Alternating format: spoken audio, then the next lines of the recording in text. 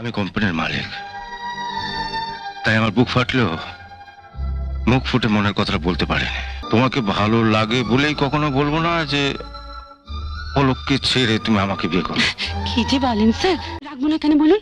সেই দীঘা থেকে ফেরার পর থেকে দেখছি আপনি ছলচাতুরি করে অলোককে আমার থেকে দূরে সরাতে চাইছেন। এখানে তুমি ভুল করছো রূপালী। আমি অলোককে তোমার কাছ থেকে দূরে সরিয়ে দিতে চাইনি, আমি চেয়েছিলাম তোমাকে অলোকের কাছ থেকে দূরে সরিয়ে দিতে। আপনার কথা ঠিক আমি বুঝতে পারছি না স্যার। তুমি বুদ্ধিমতী মেয়ে বলে আমার বিশ্বাস ছিল, ভেবেছিলাম তোমাকে কিছু বোঝাতে হবে না, তুমি নিজেই সব বুঝে নেবে। কিন্তু বুঝলে না বলে অলোককে কাজের নামে বাইরে পাঠিয়ে তোমাকে ডেকে পাঠালাম।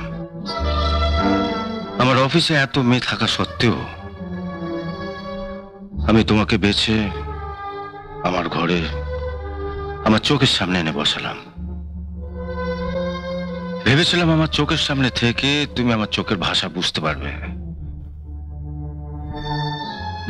আমি তোমাকে নিয়ে ঘর বাঁধার স্বপ্ন দেখছি। ভেবেছিলাম তুমি আমাকে ছুটে এসে বলবে, স্যার এই কাঁচের পার্টিশনটা ভেঙে ফেলা যায় না। পার্টিশন না ভেঙে তুমি আমার বুকটা ভেঙে চুরমার করে দিলে, আর আমাকে বাধ্য করলে ব্যথা বলতে কয়েক মাসের জন্য কলকাতার বাইরে পালিয়ে যেতে। মিনতির 14 বছরের ভালোবাসা যে মাত্র 3 মাসের মধ্যে অস্বীকার করে,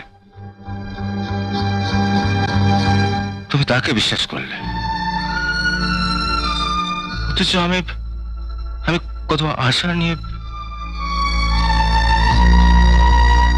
আমি কোম্পানির মালিক, তাই আমার বুক ফাটলেও মুখ ফুটে মনের কথাটা বলতে পারিনি।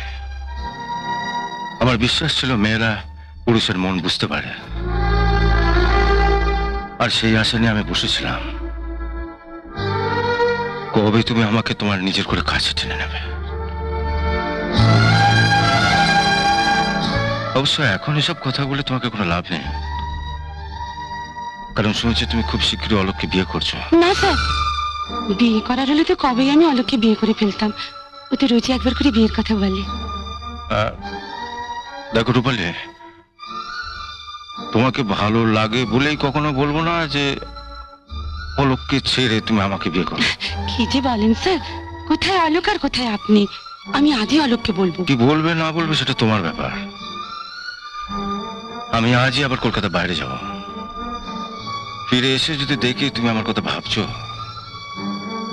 তাহলে না হয় একটা ভালো দিনক্ষণ দেখে। আপনি নিশ্চিন্তে যান স্যার, ফিরে এসে দেখবেন অলোকের সঙ্গে আমার আর কোনো সম্পর্ক থাকবে না। আজ অফিস থেকে বেরোবার সময় একবার ডাকুন না। রূপালী, আরে কি হলো? ওদিকে যাচ্ছ কোথায়? তুমি তো জানো আমার গাড়ি থাকে এইদিকে। তোমার গাড়ি ওদিকে আর আমার বাড়ি হাওড়ায়। আমি বাড়ি যাচ্ছি। রাহুলের পার্টিতে যাবে না? রাহুলের পার্টিতে কেন? তোমার সঙ্গে আমি আর কোথাও যাব না। কেন? আমি ভেবে দেখলাম ছোটবেলা থেকে মেলামেশা করার পরও তুমি যখন মিনতিকে ছাড়তে পেরেছো, আমায় তো তুমি যখন তখন ছেড়ে দেবে। কোথায় মিনু আর কোথায় তুমি? তোমার সঙ্গে কোনো গিয়েমের তুলনা হয়? ওকে নিয়ে কোনো পার্টিতে যাওয়া যায়?